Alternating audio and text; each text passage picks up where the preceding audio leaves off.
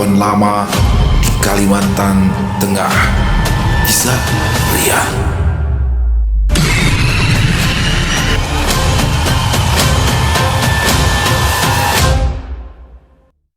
Assalamualaikum warahmatullahi wabarakatuh. Halo semuanya teman-teman semua. Selamat malam, selamat datang kembali di channel kesayangan kita, channel Ilo Bercerita, dan masih bersama saya Ilo. Dimanapun teman-teman berada, semoga teman-teman selalu dalam keadaan sehat walafiat, tanpa kekurangan satu apapun. Amin amin ya robbal alamin. Dan pada kesempatan yang baik ini, saya akan membawakan satu kisah favorit kita semua. Kisah Rian dari Kalimantan. Wow, kisah dari Om Ras ya, penulis asal Kalimantan Tengah yang selalu ditunggu-tunggu.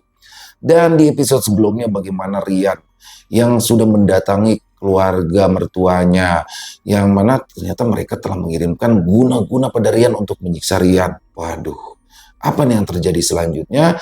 Dan bagaimanakah hubungan Rian dengan April? Karena guna-guna kemarin yang dikirimkan itu ada hubungannya dengan kehadiran April di rumah Rian.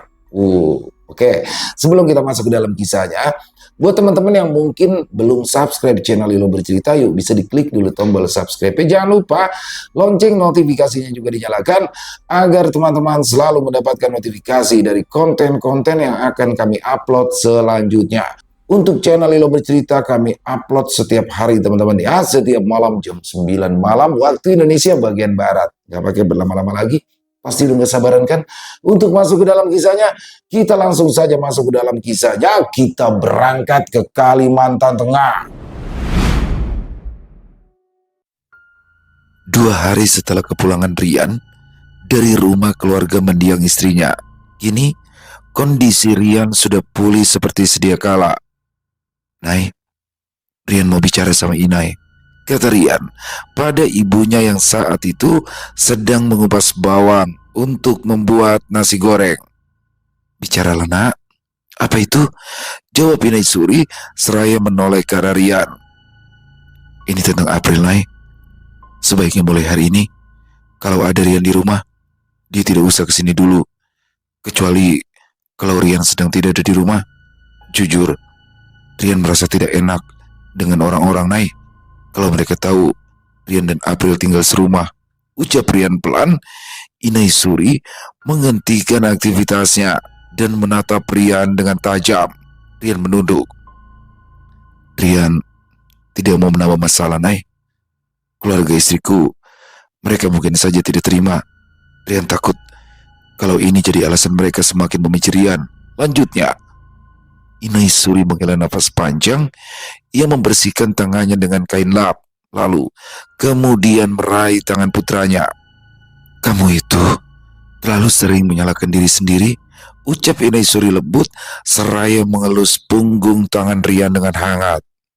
"April tidak salah. Kamu juga tidak sepenuhnya salah. Walaupun serumah, tapi kalian tidak tidur sekamar," lanjut Inai Suri. "Rian tahu, Nay, tapi orang-orang tidak melihatnya seperti itu," sahut Rian lirik. "Seringkali orang hanya melihat apa yang tampak dari luar," Rian melanjutkan.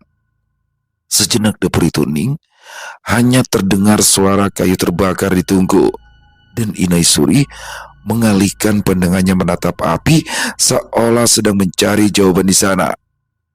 "Baiklah," akhirnya Inai Suri berkata. "Untuk sementara, Inai akan sampaikan ke April ya," lanjutnya lagi. Rian menatap lekat ke arah ibunya. "Inai tidak marah kan?" tanya Rian pelan. Inai Suri menggeleng. "Tidak, Inai hanya sedih melihat kamu terus hidup dengan rasa bersalah yang tidak ada habisnya, sampai-sampai tidak bisa menjalani hidupmu sendiri dengan baik," jawab Inai Suri. Saat itu dari luar terdengar langkah kaki mendekat. Dengan refleks Rian menoleh, dan seketika jantungnya berdetak lebih cepat ketika seseorang yang ia kenal terlihat menuju ke arah dapur. Kalian, Ante, lagi ngobrol apa?" tanya April hangat. Kehadiran April itu membuat Rian membeku. Bagaimana tidak? Karena sejak 2 hari terakhir Rian berusaha menghindari gadis itu. "Rian ke rumah Riko dulu ya, Nay. Katanya hari ini mau ketemu pembeli gaharu, ujar Rian pada sang ibu tanpa menjawab pertanyaan dari April sebelumnya. Iya, nanti pulangnya belikan kerupuk amplang di warung Banjar sana ya, kata Inai Suri. Disebut warung Banjar karena pemiliknya adalah orang Banjar, Kalimantan Selatan. Rian mengangguk, lalu mencium dahi sang ibu sebelum pergi. Kalian kenapa teh? Dia seperti menghindar. Apakah Rian masih marah karena kemenyan itu ya? Tanya April dengan wajah sendu. Inai Suri menghela nafas panjang, matanya menatap April cukup lama. Entah kenapa, Inai Suri merasa benar-benar tidak enak kalau harus mengatakan apa yang Rian katakan sebelumnya pada April. Karena bagaimanapun, April sudah sangat membantunya selama ini. Tidak, Rian tidak marah. Dia hanya buru-buru mau ke rumah Riko, kata Inai Suri akhirnya. Ia lebih memilih untuk tidak mengatakan apa-apa pada April. Teh, tadi aku beli ikan jelawat, direbus pakai serai, enak ini teh. Terus ini juga ada ayam sama sayuran. Ayamnya dirica-rica. Bagaimana teh? Kata April dengar ceria. Boleh, kamu atur ya. Ini Ante tadinya mau bikin nasi goreng untuk sarapan, tapi Rian sudah keburu pergi. Kita makan berdua saja ya nak, kata Inai Suri. Wah, aku jadi tidak sabaran teh. Soalnya nasi goreng buatan Ante yang paling enak. Aku suka. Jarang-jarang loh Ante buat nasi goreng, kata April sambil tersenyum manis. Rian, kau tahu kan keluarga pendatang baru di ujung desa itu? Ujar Riko membuka percakapan. Saat itu, Riko dan Rian sedang dalam perjalanan untuk menemui seseorang yang mengaku tertarik membeli garu mereka dengan harga yang cukup tinggi. Dan tas berisi garu itu diletakkan Rian di bagian depan jok motor. Sesekali, Rian melirik ke arah tas tersebut, memastikan isinya aman. Ia tahu, memangnya kenapa Rik? Balas Rian. Motor yang dikendarai Rian melaju pelan, sementara Riko duduk di belakang sambil memulai ceritanya. Anak yang kecil itu sering dipukuli kata tetangga dekat rumah mereka, Yan. Kenapa jadi dipukuli? Setauku, anaknya itu paling berusia 4 tahunan kan? Nah, iya itu. Katanya sih, anak itu anak tiri dari perempuan tersebut. Jadi, kalau ayah kandung atau si suaminya itu sedang tidak ada di rumah, disitulah anak itu sering dipukuli, jawab Riko. Rian mengernyit.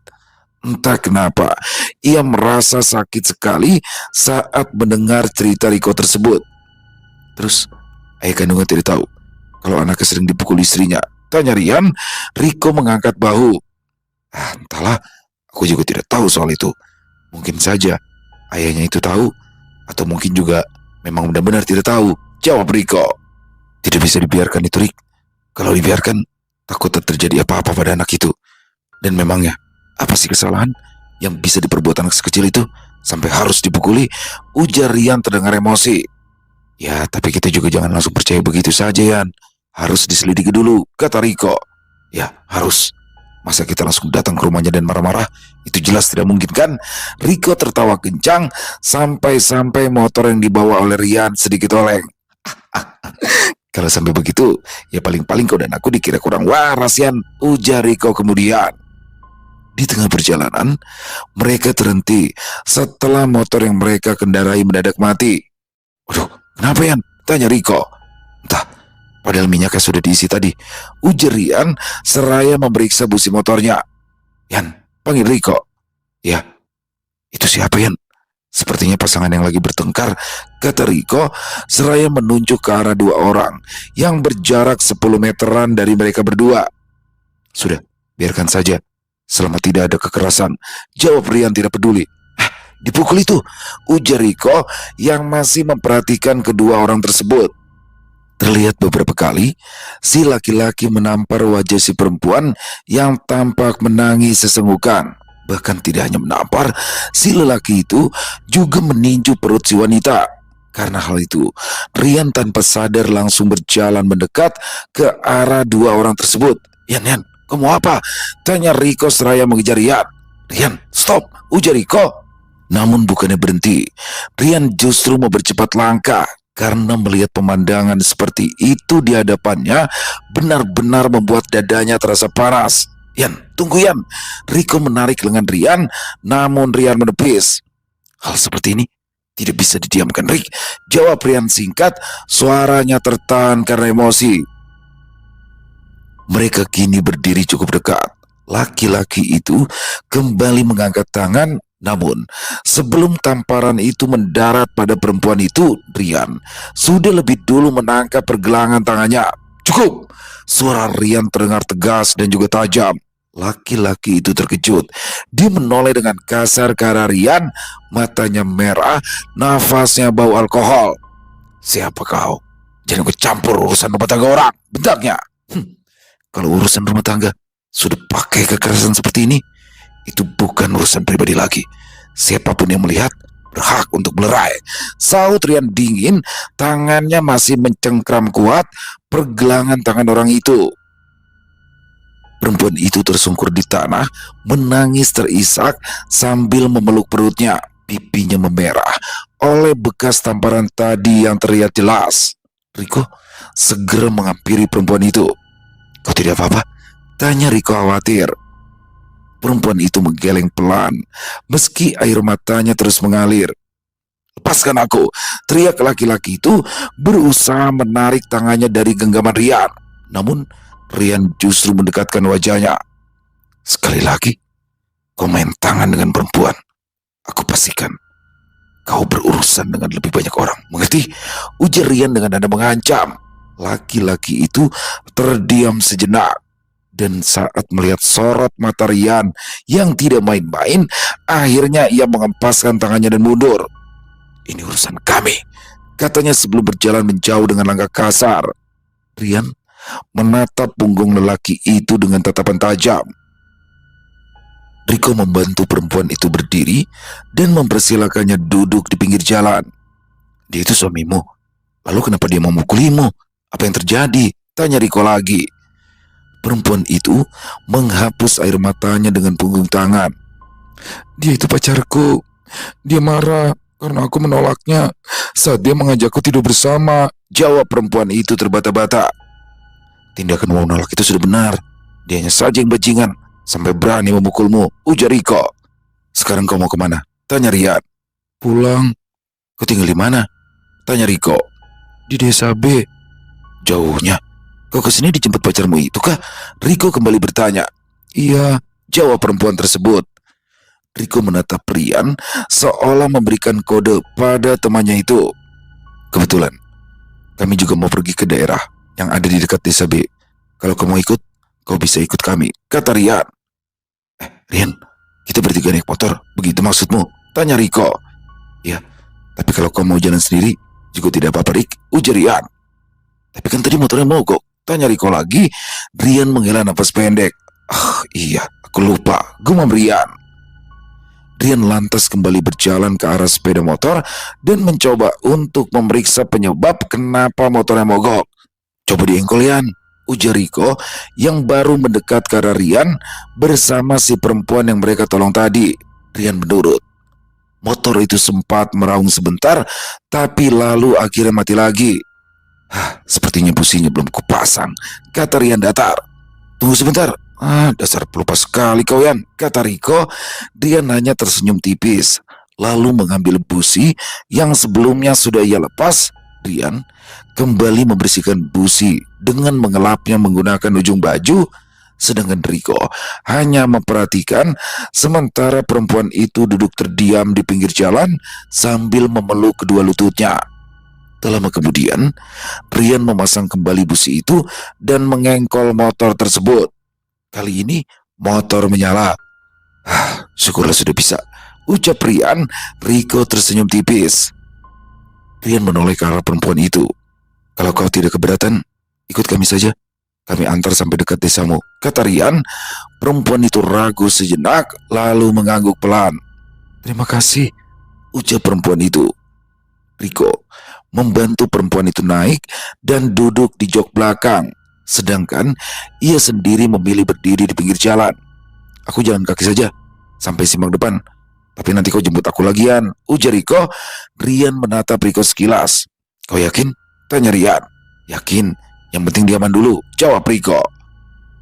Motor yang dikendari Rian itu akhirnya melaju pelan, meninggalkan Riko yang melambaikan tangan sambil tersenyum. Di sepanjang perjalanan, Rian tidak banyak bicara, begitupun juga dengan perempuan itu. Sesampainya di dekat desa B, Rian menghentikan motor. "Aku antar sampai di sini saja ya. Dari sini sudah dekat dengan rumahmu kan?" ujar Rian. "Iya, terima kasih. Sungguh, kalau bukan karena kalian, aku tidak tahu apa yang akan terjadi," ucap perempuan itu. Rian hanya mengangguk. "Lain kali, kalau ada orang yang berani memperlakukanmu seperti tadi lagi, jangan diam saja. Cari orang dan minta tolong," kata Rian. "Dan satu lagi, putuskan saja pacarmu itu. Laki-laki yang suka main tangan tidak cocok untuk dijadikan pasangan hidup. Apalagi seperti pacarmu itu. Baru pacaran saja, kau sudah dipukuli sampai seperti itu. Apalagi nanti kalau kalian sudah menikah," kata Rian menasehati. Perempuan itu mengangguk, matanya berkaca-kaca. "Terima kasih," ucap perempuan itu lalu berjalan menjauh. Rian menghela nafas panjang sambil menatap punggung perempuan itu hingga hilang di tikungan. Barulah setelahnya, ia memutar balik motor untuk menjemput Riko. Hingga singkatnya, Riko pun kini sudah duduk di belakang. "Kau kenapa diam saja dari tadi?" tanya Riko akhirnya. Rian tersenyum tipis. "Aku cuma kepikiran beberapa hal," jawab Rian. "Kepikiran masalah tadi ya?" Rian mengangguk pelan.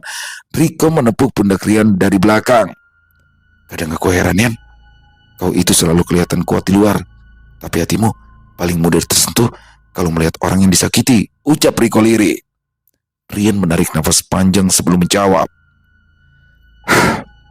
"Aku cuma tidak mau menyesal, Rik. Tidak mau merasa seandainya tadi aku melakukan sesuatu," jawab Rian jujur. Motor kembali melaju, menyusuri jalanan tanah yang mulai sepi.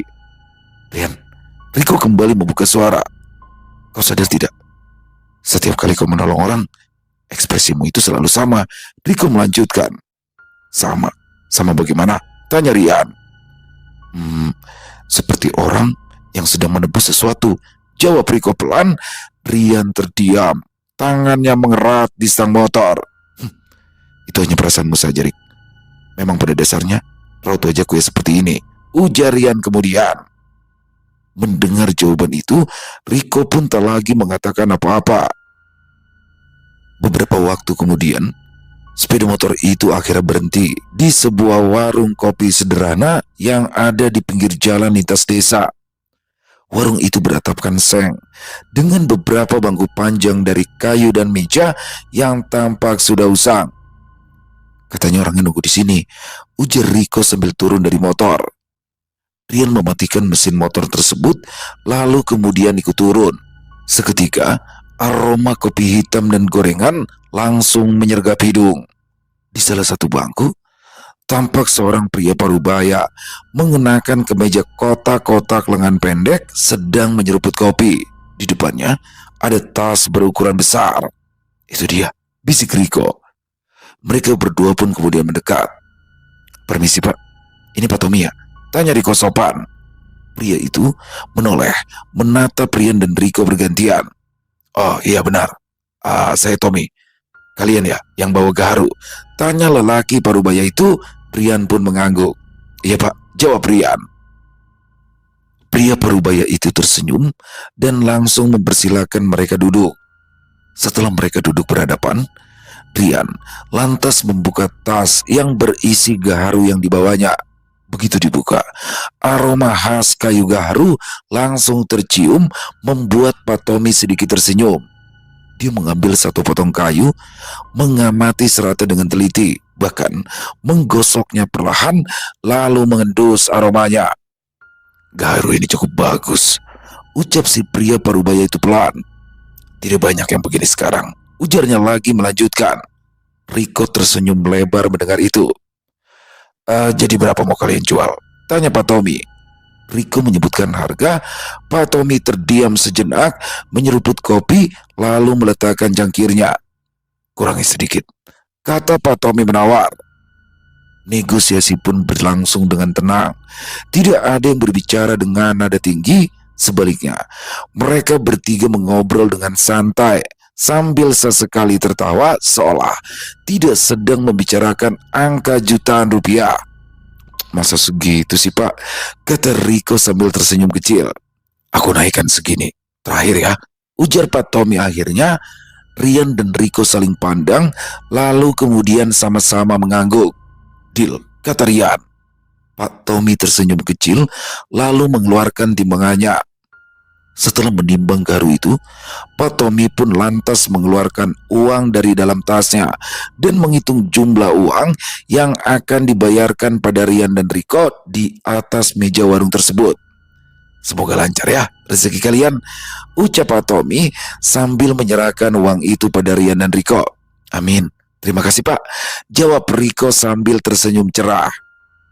Setelah berpamitan, Rian dan Riko pun berdiri hendak pergi. Namun, langkah Rian mendadak terhenti. Matanya tertuju ke sudut warung. Terlihat di sana ada seorang pria kurus dengan wajah pucat duduk sendirian, tangannya tampak gemetar memegang gelas.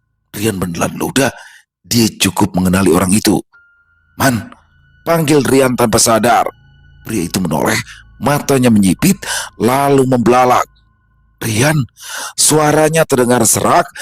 Rian tersenyum dan langsung mendekat, sementara Riko masih setia mengikuti Rian di belakang. "Rian," panggil orang itu lagi begitu mereka sudah sangat dekat. Rian mengangguk dan langsung duduk di hadapan pria itu. "Astaga, Man, kau kenapa?" tanya Rian dengan nada kaget sekaligus cemas setelah melihat kondisi teman lamanya tersebut. Arman tersenyum lemah. "Aku sakit, Yan," jawab Arman singkat. "Sudah lumayan lama," Arman melanjutkan. Riko yang sedari tadi mengikuti Rian langsung mengerti dan memilih menjauh sedikit untuk memberi ruang pada keduanya untuk bercerita. "Kau tinggal di mana sekarang?" tanya Rian. "Di kontrakan dekat sungai. Sendirian," jawab Arman lirih. Rian menatap tubuh Arman yang semakin menyusut. Pipinya tampak cekung, nafasnya terdengar berat. "Kau sudah berobat?" tanya Rian lagi. Arman menggeleng pelan. "Tidak ada biaya," jawabnya jujur. Rian terdiam, dadanya terasa sesak mendengar kata-kata itu. "Kau tunggu di sini," ujar Rian tiba-tiba sambil berdiri. "Kau mau kemana?" tanya Arman. "Ke toko obat sebentar." "Yan, tidak usah. Lagi pula, sakitku ini bukanlah sakit biasa, Yan. Sebelumnya aku sudah pernah berobat ke dokter, tapi tidak sembuh-sembuh," ujar Arman mencoba menahan. Rian terdiam, ia menatap temannya itu sungguh-sungguh. "Lalu, apa kau sudah pernah berobat di pengobatan kampung?" tanya Rian. Akhirnya, ia kembali duduk untuk mendengarkan cerita dari Arman. "Sudah, tapi tidak ada hasil," jawab Arman pelan. "Ayo ikut aku," ujar Rian kemudian. "Kemana?" "Akan kubawa ke berobat ke kenalanku," kata Rian. "Aku tidak ingin merepotkanmu, Yan," kata Arman. Kau dulu tidak pernah berpikir dua kali untuk menolongku," ucap Rian pelan. "Sekarang gantian," lanjut Rian. Arman menatap Rian cukup lama, matanya tampak berkaca-kaca. "Kau masih ingat itu, Yan?" ucap Arman lirih, suaranya nyaris tak terdengar di tengah riuhnya orang-orang yang datang ke warung. Rian tersenyum kecil. "Aku tidak akan pernah lupa," jawab Rian singkat. "Ya sudah, kalau begitu kita langsung berangkat saja. Malam ini kau tidur di rumahku," kata Rian pelan. Arman ragu sejenak, namun akhirnya ia mengangguk. "Baiklah, aku ikut. Apa kata kau saja, Yan?" kata Arman. Rian membantu Arman berdiri. Tubuh pria itu terasa ringan, membuat Rian semakin khawatir. Mereka pun segera meninggalkan warung kopi tersebut. Perjalanan terasa sunyi. Arman duduk di tengah, diapit oleh Rian di depan dan Riko di belakang. Sesekali, Rian menoleh lewat kaca spion kecil motornya, memastikan Arman baik-baik saja. "Kalau pusing bilang ya, Man," kata Rian. Tak lama kemudian, mereka memasuki sebuah jalan kecil yang dikelilingi oleh pepohonan rimbun. Udara di sana terasa lebih sejuk dan suara serangga mulai mendominasi. Rian menghentikan motor di depan sebuah rumah kayu sederhana dikelilingi tanaman obat katarak yang tumbuh liar namun sangat terawat. Di sini, ujar Rian. Lalu, Riko pun turun dan membantu Arman hati-hati. Terlihat di depan pintu rumah itu, seorang pria tua sedang duduk menatap mereka. Rian, katanya seolah tak percaya. Ya Mang, jawab Rian sambil menduduk hormat. Aku bawa temanku Mang, dia sakit, lanjut Rian. Pria tua itu mengangguk pelan, lalu menatap Arman dari ujung kepala hingga kaki. Ayo masuk, katanya singkat. Mereka pun masuk ke dalam rumah. Begitu mereka melangkah masuk melewati pintu, aroma ramuan yang khas langsung tercium. Si pria tua mempersilakan Arman duduk, lalu mulai memeriksa nadinya, menatap wajahnya, dan meminta Arman membuka baju bagian atasnya. Anak ini sepertinya terkena guna-guna. Aku tidak bisa membantunya, kata si pria tua itu. Rian terdiam. Guna-guna? Ulang Rian. Ya, dia sudah lama terkenanya. Guna-guna yang dikirim itu tujuannya bukan untuk membunuh, melainkan untuk menyiksanya sampai mati. Dendam orang yang mengirimkan ini sangatlah besar. Ditambah lagi, guna-guna itu juga sudah sangat mengakar, jadi pasti sangat sulit untuk diobati, dan aku tidak sanggup. Tapi, ada satu orang yang mungkin bisa membantunya. Tapi aku tidak yakin apakah orang itu masih hidup atau sudah mati, ujar si pria tua itu. Siapa namanya Mang? Tanya Rian. Amok. Dulu dia itu merupakan dukun yang cukup terkenal dan sangat disegani oleh sesama dukun. Aku pernah bertemu dia beberapa kali dan menurutku orangnya cukup ramah, kata si pria tua itu. Amok? Di mana dia tinggal, Mang? Tanya Rian lagi. Aku sudah lupa. Itu sudah sangat lama. Sebentar ya, aku ingat-ingat dulu. Ya, aku rasa dia tinggal di desa Kolam, ujar si pria tua. Namun sesaat setelah mengatakan itu, raut wajahnya langsung berubah ragu-ragu. Bukan. Itu di desa K, atau mungkin di desa TH ya, kata si pria tua itu lagi. Tidak, aku benar-benar lupa di desa mana dia tinggal, ujar si pria tua itu sambil menepuk dahinya sendiri. Rian tersenyum kecut. Jadi, desa K atau desa TH? Tanya Riko. Mungkin desa T atau desa O, tapi bisa juga di desa S, jawab si pria tua itu. Tamampai ngate, ulu bekas gitu, gumam Riko dalam bahasa Bakumpai. Sudah kalau begitu Mang, kami pamit dulu ya, kata Rian. Ya baiklah, hati-hati kalian berempat. Mendengar itu, Riko langsung menoleh ke arah Rian dan Arman. Dia sampai menghitung ulang jumlah mereka lagi. Berempat? Berempat dari mana Mang? Ini kan kami cuma bertiga, ujar Riko heran. Permisi Mang, kami pamit, kata Rian seraya membungkuk. Sudah yuk, ujar Rian seraya membantu Arman untuk berdiri. Kenalanmu itu benar-benar sudah kadaluarsa Rian, ujar Riko.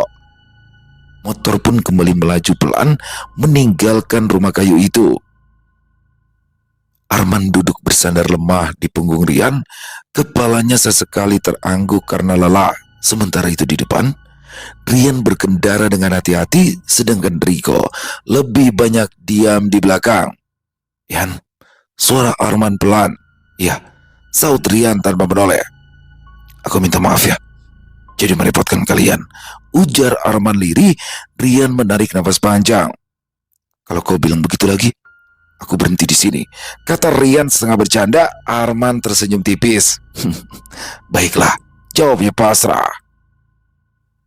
Perjalanan menuju rumah Rian masih cukup jauh, dan angin saat itu terasa sangat menusuk, membuat tubuh Arman sedikit menggigil. Rian beberapa kali memperlambat laju motor, memastikan temannya itu tidak terlalu tersiksa karena angin. Tak lama kemudian, jejeran rumah mulai terlihat. Mereka akhirnya memasuki wilayah desa Rian. Tidak lama kemudian, motor pun berhenti di depan rumah kayu sederhana milik keluarga Rian. Kita sudah sampai, ujar Rian pelan. Riko turun lebih dulu, lalu kembali membantu Arman turun dari motor dengan hati-hati. Langkah Arman sedikit sempoyongan, namun masih bisa berjalan dengan bantuan mereka berdua. Pintu rumah terbuka dan terlihatlah Inai Suri berdiri di sana. Rian, suara Inai Suri terdengar kaget sekaligus lega. Kenapa lama sekali? Tanya Inai Suri. Maaf Nay, tadi motornya sempat mogok dan pembeli garu itu juga mengajak mengobrol. Lalu saat kami mau pulang, Rian bertemu dengan Arman. Dia ini teman Rian, Nay. Waktu itu dia yang sering membantu Rian. Kata Rian menceritakan alasan kenapa dia pulang terlambat. Oh begitu, ya sudah, ayo yang masuk. Kebetulan April tadi masak banyak, kalian makan dulu ya, kata Inai Suri Rama. Terima kasih Bu, ucap Arman sebelum melangkah masuk ke dalam rumah. Panggil saja Ante ya, kata Inai Suri tersenyum seraya menyingkir agar Rian dan teman-temannya bisa masuk. April, yang sejak tadi berdiri di belakang Inai Suri, tampak ikut penasaran dengan sosok Arman yang Rian bawa pulang itu. Rian, panggil April pelan. Rian menoleh sekilas ke arah April, lalu kembali membantu Arman duduk. Nanti kita bicara ya, ujar Rian singkat, namun nadanya terdengar lembut. Inai Suri mengambil segelas air hangat dan memberikannya kepada Arman. Minum dulu ya nak, kata Inai Suri keibuan. Terima kasih teh, jawab Arman lirik. Riko menghela nafas panjang. Yan, kalau begitu aku pulang dulu ya, besok aku kesini lagi, kata Riko. Rian menoleh. Hati-hati di jalan ya, terima kasih Rik. Namun belum sempat Riko mengangguk, Inai Suri sudah memotong. Riko, kamu jangan pulang dulu sebelum kamu ikut makan, kata Inai Suri. Riko tersenyum. Iya teh, kalau Ante sudah berkata begitu, saya jadi tidak enak untuk menolak, kata Riko. Mendengar itu, Inai Suri langsung tersenyum. Anak penurut, puji Inai Suri. Arman, kau istirahat saja dulu di sini. Anggap saja rumah sendiri ya, kata Rian pelan. Arman mengangguk lemah. Aku tidak tahu harus bilang apa Yan, ucap Arman. Tidak usah bilang apa-apa, potong Rian. Yang penting kau sekarang di sini dan kau aman, Rian melanjutkan. Dari sudut ruangan, April memperhatikan pemandangan itu dengan perasaan campur aduk. Ada banyak pertanyaan di dalam kepalanya, namun akhirnya ia hanya memilih diam. Sementara itu, Inai Suri menatap Rian dengan sorot mata penuh makna. Rian lantas melangkah menuju dapur, meninggalkan Riko dan Arman di luar. Rian, panggil April yang saat itu mengikuti Rian. Iya? Rian, marah sama aku ya? Tanya April. Loh, memangnya apa salahmu? Sampai-sampai membuatku marah? Rian balik bertanya, namun ia sama sekali tidak menatap April. Tapi meski begitu, suaranya masih terdengar sangat lembut. Aku rasa karena aku sudah membuang kemenyan milik Rian. Tapi Kak, tolong jangan marah lagi ya. Rasanya hatiku benar-benar sakit saat Rian menghindariku, kata April pelan. Mendengar itu, Rian langsung menghela nafas panjang. Dia berbalik dan menatap April dengan dekat. April, kamu itu wanita cantik, baik dan sangat pintar. Masa depanmu pasti cerah. Kamu bisa mendapatkan laki-laki yang 100 kali lipat lebih baik dan lebih tampan dariku jika kau mau, kata Rian pelan. Tapi mereka bukan Rian. Rian tidak perlu merasa bersalah kalau tidak bisa membalas perasaanku. Aku pun juga tidak berniat untuk memaksa. Yang penting, Rian sudah tahu isi hatiku. Menyukai Karian itu adalah pilihanku, dan menolak itu adalah pilihan dari Karian. Kita sama-sama mempunyai hak atas hati kita masing-masing kan? Ujar April dengan suara bergetar, matanya tampak berkaca-kaca. Rian terdiam. Kata-kata April menusuk tepat ke arah tempat yang selama ini ia kunci rapat-rapat. Rian mengusap wajahnya perlahan, lalu menghela nafas panjang. April, panggil Rian lirih.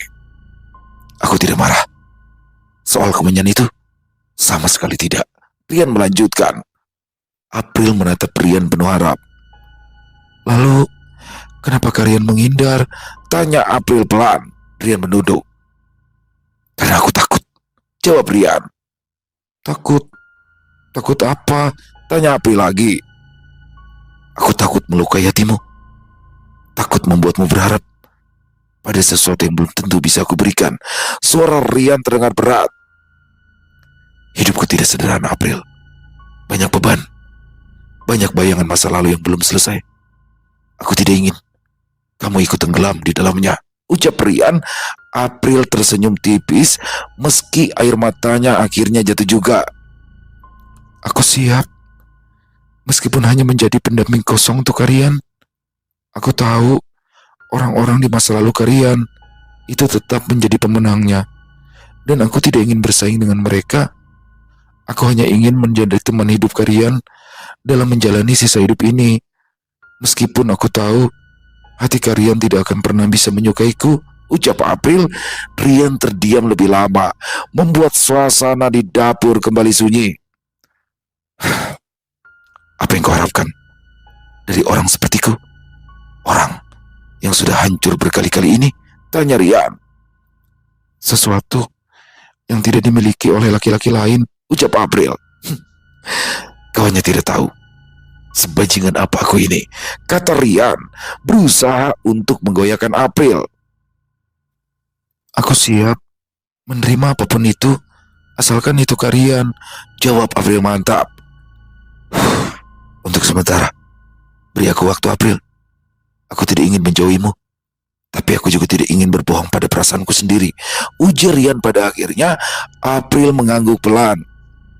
Aku mengerti, Kak. Aku akan tunggu tanpa menuntut apapun, jawab April pasrah. Rian menatapnya. Ada rasa hangat sekaligus sakit di dalam dadanya. Terima kasih ya, ucap Rian singkat. April tersenyum kecil, lalu berbalik kembali untuk menyiapkan makanan. Sementara Rian berjalan ke arah kamar mandi. Malam semakin larut. Setelah makan bersama, Riko berpamitan pulang. Sementara Arman sudah terlelap di kamar Rian. Nafasnya masih terdengar berat, namun jauh lebih teratur. Saat itu, Rian tengah duduk di teras rumahnya sambil memandangi langit malam yang tampak dipenuhi bintang. Tidak lama, Inai Suri keluar membawa segelas teh hangat dan duduk di samping Rian. Rian, Inai sudah dengar apa yang kamu bicarakan dengan April tadian, ujar Inai Suri lembut. Nai, Rian tidak bermaksud menyakiti dia, ucap Rian akhirnya. Suaranya terdengar pelan dan juga berat. Dan karena itulah Rian memilih menjaga jarak. Rian tahu perasaan April itu tulus, tapi Rian takut, Nai. Takut kalau suatu hari nanti Rian justru menjadi alasan dia menangis, lanjut Rian. Inai Suri menyeruput tehnya perlahan, lalu menoleh ke arah putranya. Hati manusia tidak selama kaca, Rian. Tidak setiap sentuhan, perkataan atau masalah kecil langsung melukai atau menghancurkan perasaan seseorang, kata Inai Suri. Kadang yang lebih menyakitkan justru saat seseorang dibiarkan menggenggam harapan seorang diri tanpa kepastian, lanjutnya lagi. Rian menghela nafas panjang mendengar kata-kata ibunya itu. Nai, Rian ini lelaki yang penuh luka. Hidup Rian selalu saja membawa orang-orang ke dalam masalah, kata Rian. Dan April, dia terlalu bersih untuk dunia Rian yang berantakan. Lanjutnya lagi, Inai Suri tersenyum tipis. Dulu, waktu istrimu masih ada, kamu juga bilang hal yang sama kan? Ucap Inai Suri lirik. Katamu kamu tidak pantas bahagia. Tapi nyatanya, kamu bisa mencintainya dengan sepenuh hati. Inai Suri melanjutkan. Rian menunduk. Kenangan itu kembali menyesakan dada. Rian, kamu itu bukan lelaki jahat, nak. Lanjut Inai Suri lagi. Kamu hanya terlalu keras pada dirimu sendiri. Rian mengepalkan tangannya pelan. Rian belum siap, Nay. Tidak apa-apa. Tidak ada yang memaksamu untuk siap hari ini. Tapi jangan lupa, jangan juga menutup pintu hatimu sepenuhnya. Lanjut Inai Suri. Rian menoleh, menatap wajah ibunya yang terlihat tua, namun masih ada sisa-sisa kecantikan di masa mudanya. Lihat Arman, kata Inai Suri. Kamu tidak ragu untuk menolongnya kan? Meskipun kamu tahu itu berat. Karena apa? Karena hatimu tahu kalau tindakan itu benar, iya kan? Rian terdiam. Bayangan Arman yang terbaring lemah di kamarnya kembali terlintas. Dan kadang cinta juga begitu, Yan, kata Inai Suri pelan. Datang bukan untuk dimiliki, tapi untuk diuji. Apakah kamu cukup berani menerima dia apa adanya, dengan segala kekurangan dan risikonya, atau justru memilih mundur, menghindar atau melepaskannya, kata Inai Suri. Angin malam berembus pelan. Apa Inai salah kalau berharap kamu tidak selalu sendirian? Tanya Inai Suri lirik. Rian menelan ludah. Tidak, Nay, jawab Rian pelan. Inai Suri tersenyum lalu menepuk punggung Rian pelan. Kalau begitu jangan lari ya, kata Inai Suri. Belajarlah berjalan pelan, karena luka tidak selalu sembuh dengan menghindar. Lanjutnya seraya mengusap rambut Rian.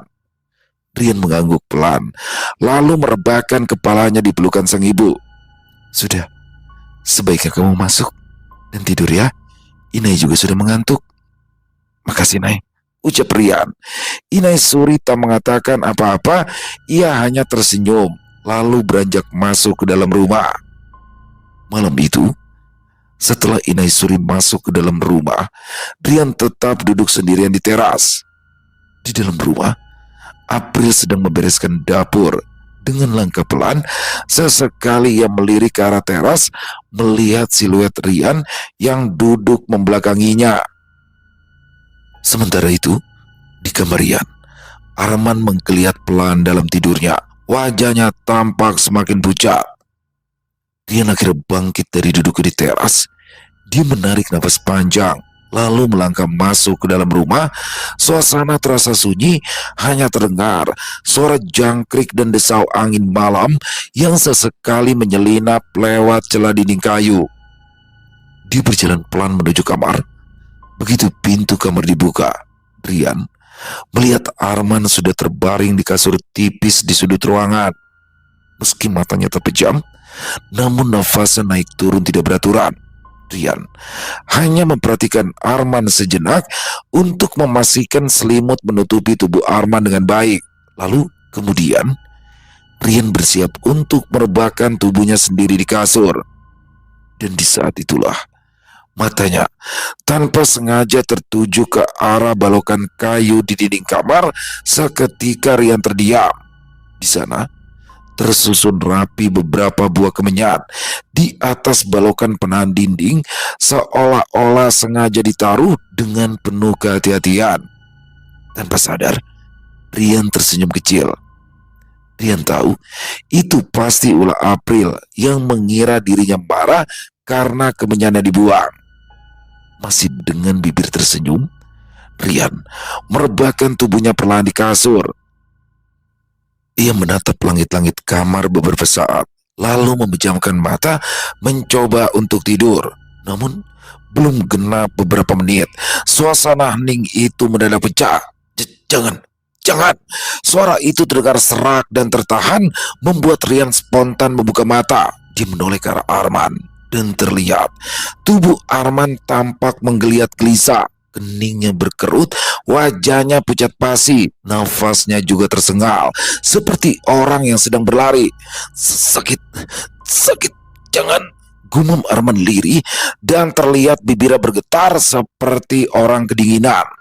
Tangan Arman tampak mencengkram kasur dengan sangat kuat, urat-urat di tangannya juga menegang.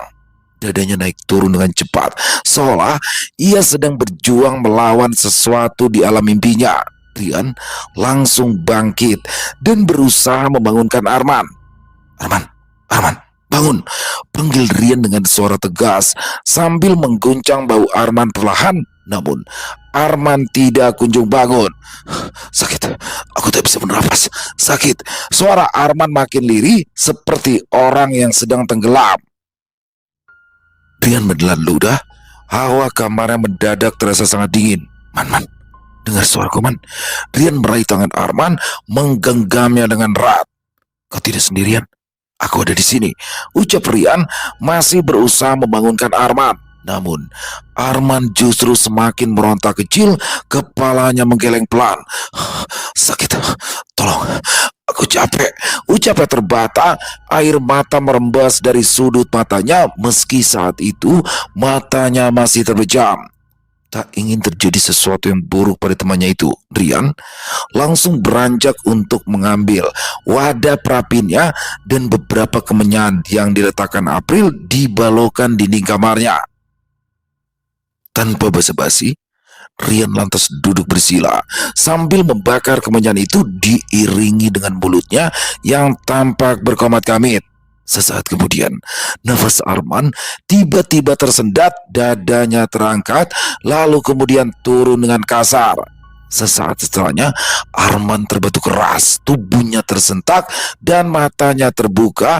Ia terengah-engah, menatap sekeliling dengan pandangan kosong, sebelum akhirnya fokus pada wajah Rian di hadapannya. Rian, suaranya parau nyaris tak bersuara. Ya, aku di sini, jawab Rian cepat. Suaranya sengaja ia buat setenang mungkin agar tidak membuat Arman takut. Kau hanya mimpi buruk, kata Rian kemudian. Arman menelan ludah, dadanya masih naik turun dengan cepat. Aku kira aku akan mati, ucap Arman lirih. Rian tidak langsung menjawab, ia hanya mengangguk kecil lalu membantu Arman untuk duduk bersandar. Tenanglah, aku akan membantumu sebisa dan semampuku, Man, kata Rian tenang. Selesai. Oh, luar biasa kisah Rian. Keren-keren pakai banget. Nih teman-teman sadar nggak nih tadi nih dari kisah Rian barusan nih. Jadi ketika Rian membawa temannya Arman dari warung kopi menuju ke tempat kenalannya Rian, Amang itu. Nah, di situ Amang yang dimintai tolong oleh Rian itu nggak sanggup kan untuk mengobati Arman karena katanya guna-gunanya ini terlalu berbahaya.